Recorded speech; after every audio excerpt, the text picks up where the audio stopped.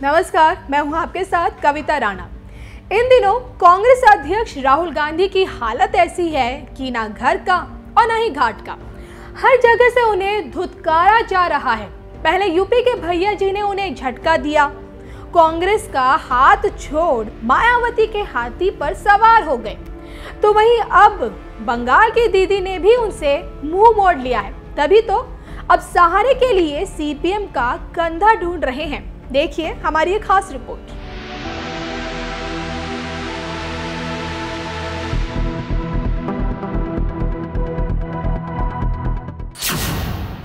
पहले अखिलेश ने छोड़ा साथ,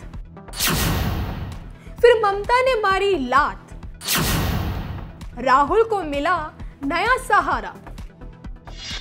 पिछले साल 3 राज्यों छत्तीसगढ़, राजस्थान और मध्य प्रदेश में हुए विधानसभा चुनावों ने कांग्रेस अध्यक्ष राहुल गांधी को जीरो से हीरो बना दिया था। विरोधी दल भी कहने लगे थे कि अब पप्पू नहीं रहा।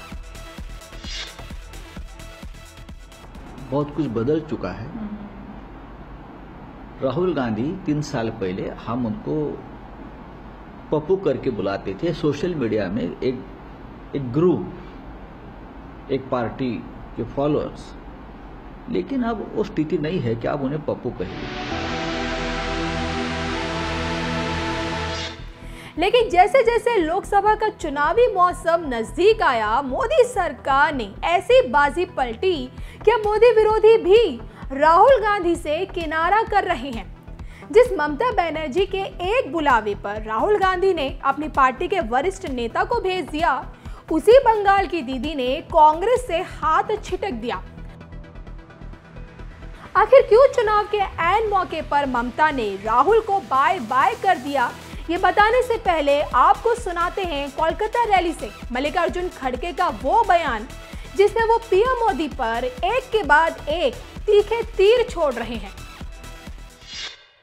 मोदी जी अपने चुनावी प्रणाली में भी ये कहा कि मैं हर साल 2 करोड़ नौकरियां हर नौजवान को दूंगा। कहां है भाई 2 करोड़ नौकरियां? अब 4 साल 8 महीने हो गए, कम से कम 9 करोड़ 50 लाख नौकरियां देना था।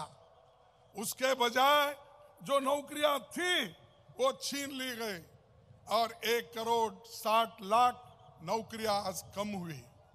किसान सुसाइड कर ले, सभी लोग बर्बाद हो रहे हैं, लेकिन इन्हों उधर ध्यान नहीं दे रहे।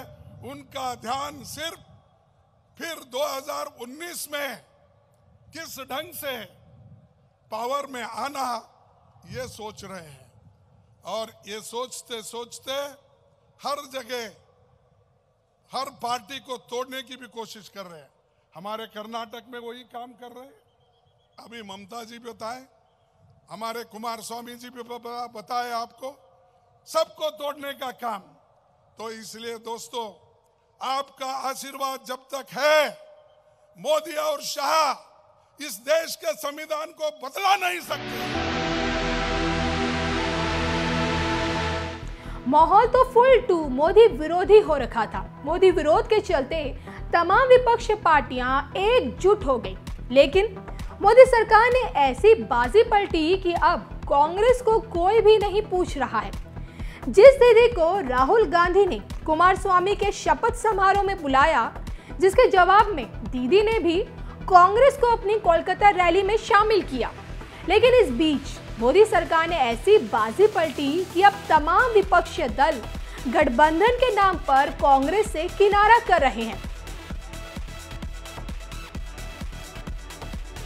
पिछली बार यूपी के विधानसभा चुनाव में एक नारा गूंजा था, यूपी को ये साथ पसंद है, लेकिन लोकसभा चुनाव आते ही भैया जी को ये नारा नागवार गुजरा कि कांग्रेस को छोड़ मायावती के साथ हो गए। वहीं अब जब बंगाल में भी दीदी ने राहुल को ठेंगा दिखा दिया, तो सहारे के लिए अब कांग्रेस ने सीपीएम का कंधा पकड़ लिया है। सूत्रों की माने तो कांग्रेस और लेफ्ट के बीच सीट बंटवारे को लेकर बात बन गई है और आने वाले दिनों में कभी भी साथ चुनाव लड़ने की घोषणा हो सकती है। रिपोर्ट्स की माने तो 42 लोकसभा सीटों वाले पश्चिम बंगाल में 17 सीटों पर जहां कांग्रेस लड़ेगी, तो वहीं सीपीएम के खाते में 25 सीटें आएंगी। सिर्फ 2 सीटों को लेकर दोनों पार्टियों के बीच पेंच फंसा हुआ था। कौन सी हैं वो 2 सीटें, चलिए अब ये हम आपको बताते हैं।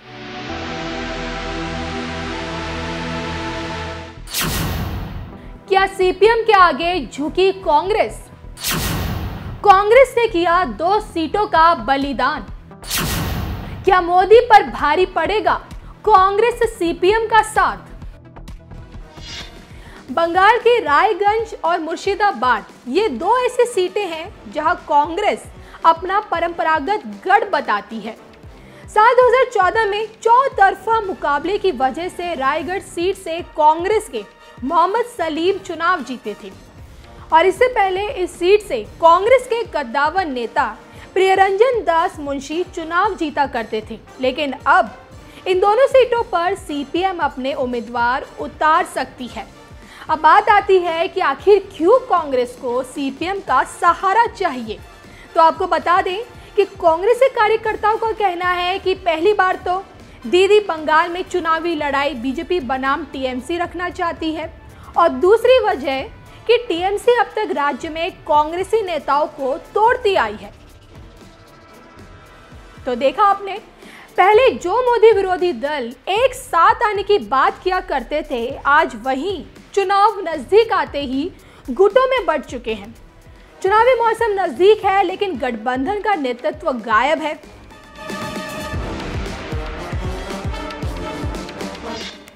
तो जिस गठबंधन का नेतृत्व करने का सपना भी राहुल गांधी देखते होंगे, आज उनमें से कोई उन्हें पूछ नहीं रहा। फिलहाल जो भी हो, बंगाल में इस बार दिलचस्प मुकाबला होने वाला है। कौन जीतेगा 2019 की बाजी, ये तो जनता तय करेगी। लेकिन आपको छोड़े जाते हैं राहुल के इस बयान के साथ जिसमें वो दीदी की जमकर खिंचाई कर रहे हैं। 5 साल पहले ममता जी ने वायदा किया था। ममता जी ने कहा था कि 70 लाख युवाओं को ममता जी रोजगार देंगे। बहुत अच्छा वायदा था। उस समय कांग्रेस पार्टी भी तृणमूल के साथ खड़ी थी, अलायंस था हमारा, और हमने ममता जी पे भरोसा किया था कि बंगाल में रोजगार आएगा। रोजगार नहीं आया, युवाओं को रोजगार नहीं मिला। मगर वो लोग जो जूट की इंडस्ट्री में काम करते थे, जिनके पास रोजगार था, जो अपने बच्चों को शिक्षा दिलवा सकते थे, जिनको भीख मांगने की जरूरत नहीं थी, 5 साल बाद उनकी नौकरी चली गई और वो आज सड़क पे इधर उधर घूमते हैं। दूसरी तरफ मोदी जी ने कहा कि मैं 2 करोड़ लोगों को ये रोजगार दूंगा। पिछले चुनाव में उन्होंने यहां भाषण किया था, 2 करोड़ लोगों को मैं रोजगार दूंगा। मैं आपसे पूछना चाहता हूं, यहां कोई है जिसको ममता जी ने, मोदी जी ने रोजगार दिया हो? हाथ उठा के मुझे दिखा दो। कोई एक व्यक्ति है यहां पे जिसको रोजगार मिला हो? अगर 70 लाख लोगों को यहां रोजगार मिला तो निमे चंद्र रॉय जी भीख क्यों मांग रहे हैं? मुख्तियार जी छोटी छोटी अलग अलग काम क्यों ढूंढते हैं? क्योंकि सच्चाई यह है कि यहां ममता जी ने बंगाल को धोखा दिया है। हिंदुस्तान में महिलाओं पे सबसे ज्यादा अत्याचार बंगाल में होता है। सबसे ज्यादा डर महिलाओं के दिल में इस प्रदेश में होता है। पहले ये प्रदेश बाकी प्रदेशों को रास्ता दिखाता था। अभी किसी ने मेरे जेब में विवेकानंद जी की पैम्फलेट थी। ये सुभाष चंद्र बोस जी की जमीन है, ये रविंद्रनाथ टैगोर जी की जमीन है। ये पूरे हिंदुस्तान को रास्ता दिखाता था। और आज जब यहां महिलाओं पे अत्याचार होता है और मौसमी कायल और तुम्पा कायल जी लड़ाई लड़ती है, महिलाओं के लिए खड़ी होती है, एक्शन मांगती है सरकार से, पुलिस से, तो ममता जी उन्हें कहती है कि ये दो माओवादी। जो बंगाल की रक्षा करने की कोशिश करता है, जो महिलाओं के अत्याचार के खिलाफ खड़ा होता है, उसको चीफ मिनिस्टर माओइस्ट कहते हैं।